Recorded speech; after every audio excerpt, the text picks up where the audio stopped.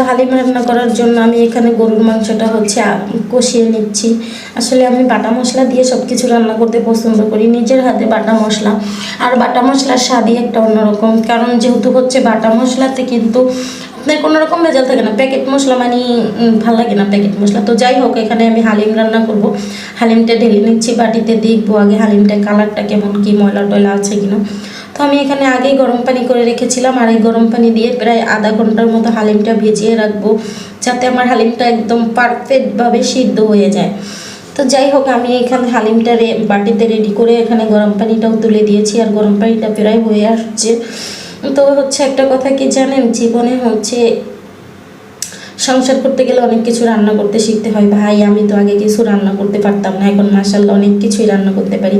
তো যাই হোক, এই যে দেখেন আমি গরম পানি দিয়ে দিলাম। এখানে কিন্তু বেশি গরম পানি অ্যাড করা যাবে না, আপনার সুজিটার পরিমাণই গরম পানি অ্যাড করবেন। বেশি গরম পানি অ্যাড করলে এটা পাতলা হয়ে যাবে, তখন আপনার কষাইটা একদম মনে করেন যে পাতিলের নিচে পুড়ে যেতে পারে। এই জন্য আপনি শক্ত শক্ত করে, যাতে একদম আঠা আঠা থাকে, ওইটা আপনি যাতে ডালের মতো হালিমটাকে কষাতে পারেন, এই জন্য অল্প পানি দিয়ে ভিজিয়ে রাখবেন। কিছুক্ষণ পরে দেখবেন এটা একদম আঠালো হয়ে গেছে।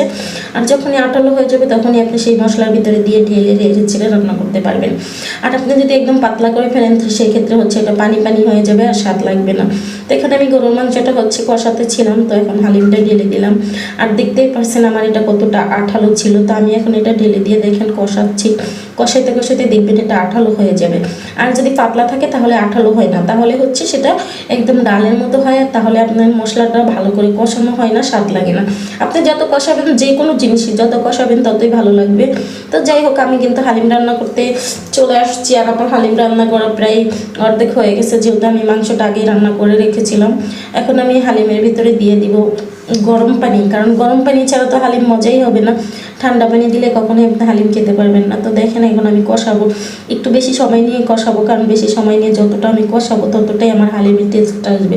তো দেখেন আমি কিন্তু কীভাবে কষাচ্ছি। হ্যাঁ, এইভাবেই লাড়তে হবে।